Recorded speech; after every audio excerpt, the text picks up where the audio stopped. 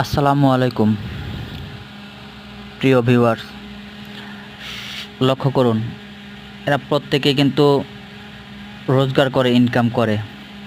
এরা প্রত্যেকেই কোনো না কোনো ফ্যামিলির গার্ডিয়ান, কোনো না কোনো ফ্যামিলির বাবা, কারো ভাই, অথবা কারো সন্তান। খেয়াল করলে দেখবেন এরা প্রত্যেকেই রুজি করে। এদের প্রত্যেকের পকেটে মোটামুটি ভালো মন্দ নাস্তা করার মতো টাকা আছে, তবুও এরা করছে না।